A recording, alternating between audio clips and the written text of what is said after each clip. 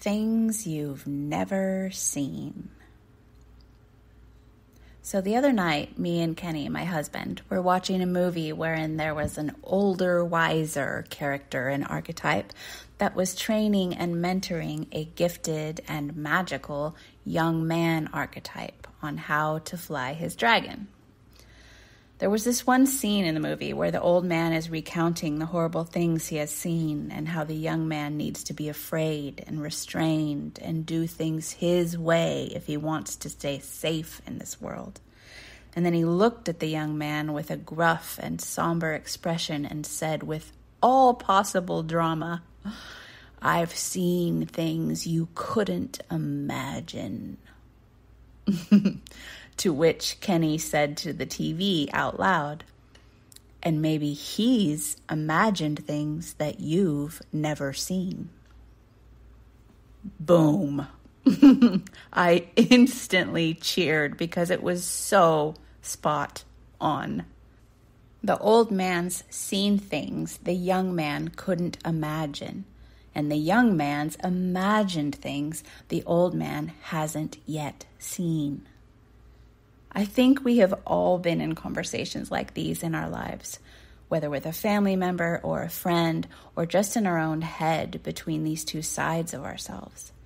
And it is certainly the theme of many, many thousands of books and movies. The conversation where one side is telling you that the world is horrible and scary and you should act accordingly to make yourself safe, and the other side is full of hope and fresh ideas and wants to try new things and find more freedom from what has been before. One side is trying to squash the hopeful dreamer, quote, for its own good, to protect it from disappointment and harm. And the other side is trying to open to ways that have previously been unseen and thus create change and new ways of being for itself and for future generations. One side is painted as wise and experienced and all-knowing, and the other side is painted as foolish and naive and only dreaming.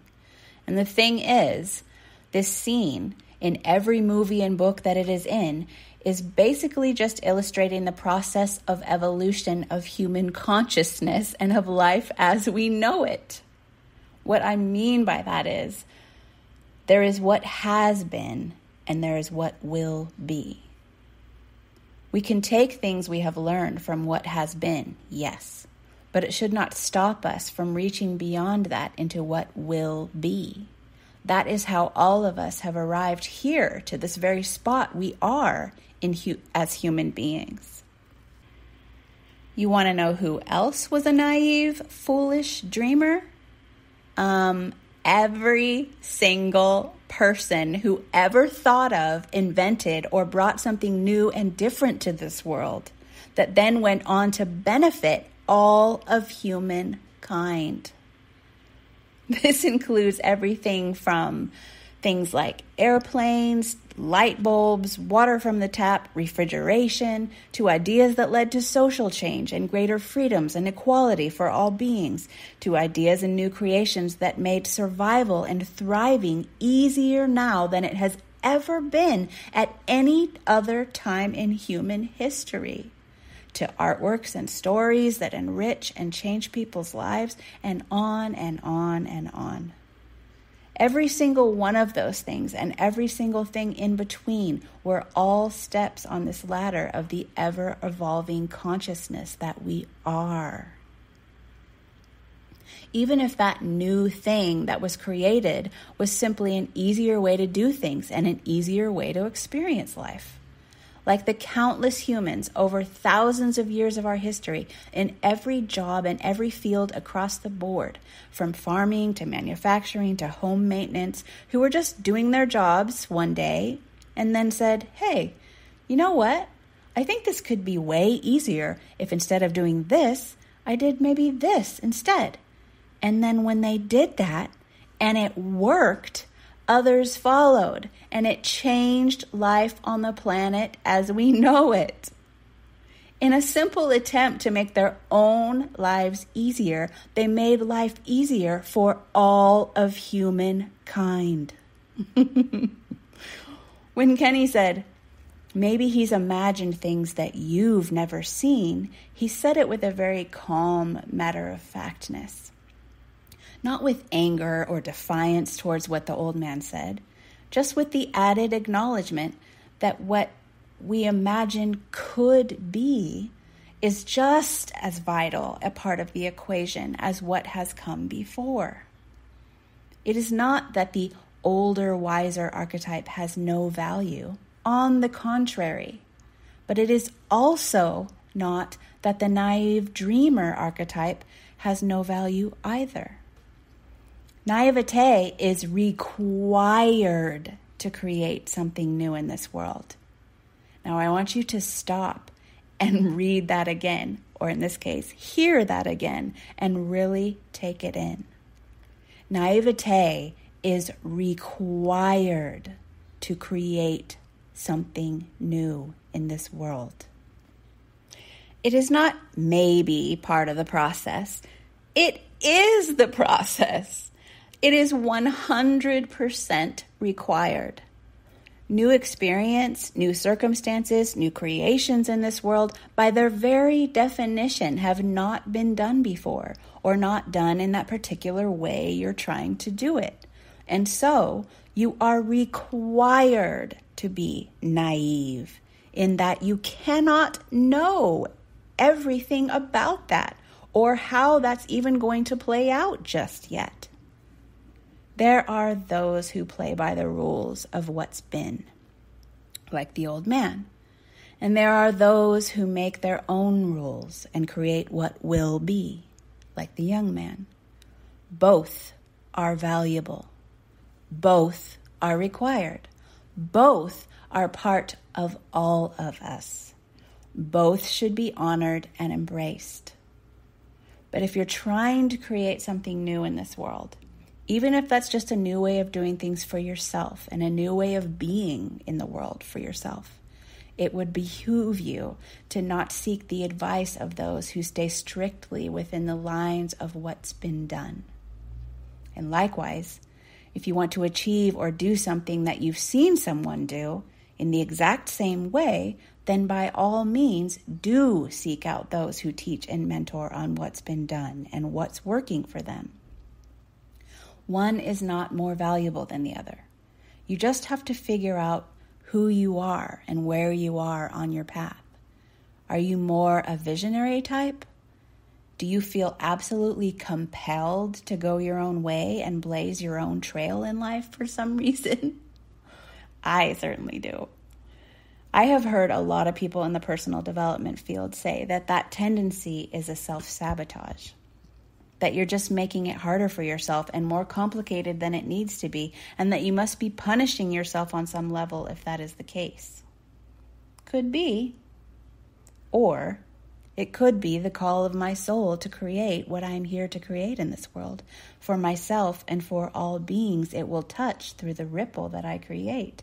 And that thing really is different and is meant to be different, and that causes me to be someone who teaches others to trust themselves instead of to trust my way.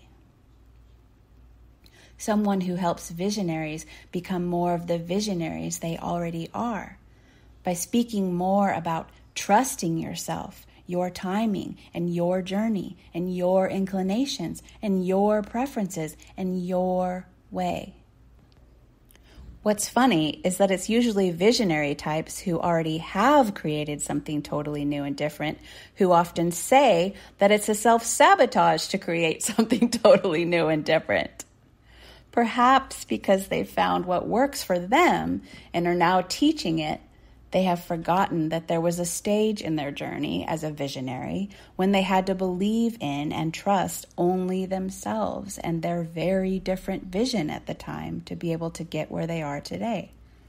And now they have shifted all the value to what works, and perhaps forgotten the incredible value of all the stumbling in the dark they had to do for themselves, wherein they learned to trust themselves and love themselves through the process of believing that they really could do it differently.